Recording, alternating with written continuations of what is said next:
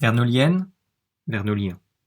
Mesdames, Messieurs, mes chers concitoyens, la France célèbre aujourd'hui le 75e anniversaire de la victoire qui mettait fin sur notre continent à la Seconde Guerre mondiale. Le 8 mai 1945, à Berlin, le commandant en chef de la première armée française, le général d'armée Jean Delattre de Tassigny, représentant la France, signait, avec les représentants des pays alliés, Angleterre, États-Unis, Union soviétique, l'acte solennel de reddition inconditionnelle de l'Allemagne nazie. Le monde comptait ses morts. Près de 60 millions de victimes, militaires et civiles.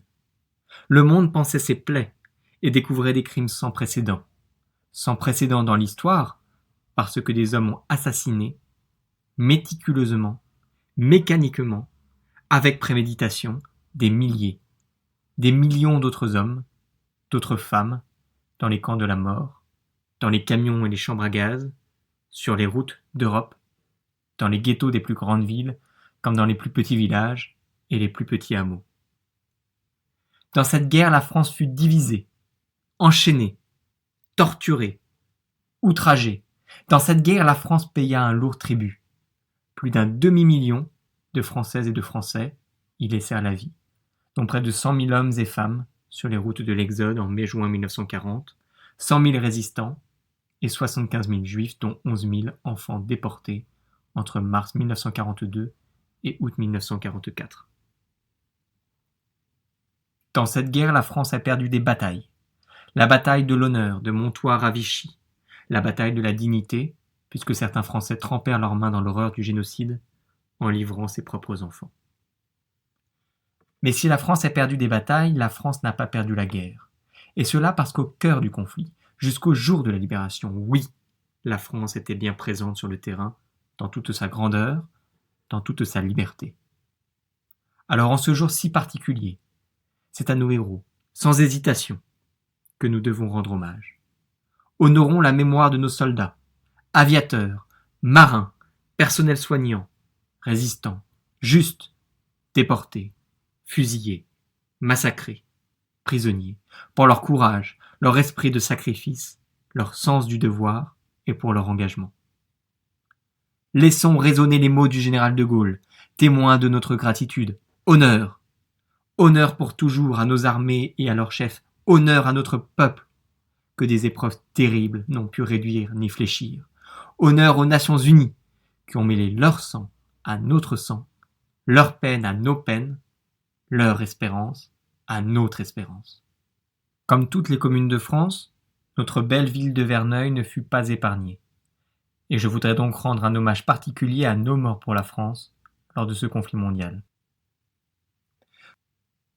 À André François, à Chagnot Claude, à Guibou Bernard, à Guibou Philippe, à Parotti Georges, à Pincé André, à Schmitz Jean-Marie, à Hédin Joseph, à Mazur Paul, à Bouffard Albert, à Filleul Clément, à Schmitz Gérard, à Sherd Henry. J'aurais aimé vous raconter chacun leur histoire. Laissez-moi au moins m'arrêter sur deux d'entre eux. Henry Sherd n'était pas vernolien, et son nom ne figure pas sur notre monument aux morts. Mais major de l'armée de l'air américaine, originaire du Mississippi, il fut abattu par les Allemands le 19 août 1944 dans notre bois. Il n'avait que 25 ans. Il venait libérer un pays au bout du monde, parce qu'il croyait à la liberté et à la démocratie. Ses obsèques à Verneuil, organisées notamment par Georges Rémy, l'un des plus grands amoureux de notre commune, constituèrent un acte de résistance collectif dans une France encore occupée. L'abbé Mazur était né en 1896 à Tourcoing. Il enseigna aux facultés catholiques de Lille, à Roubaix, Notre-Dame-des-Victoires et bien sûr à Notre-Dame-les-Oiseaux dans notre ville. Engagé dans la résistance, il fut arrêté en 1942, interné à Fresnes, avant d'être envoyé en camp, en Allemagne puis en Pologne, où il termina sa vie en martyr. Notre ville de Verneuil-sur-Seine fut libérée le 26 août 1944, le jour du deuxième anniversaire de l'arrestation de l'abbé Mazure.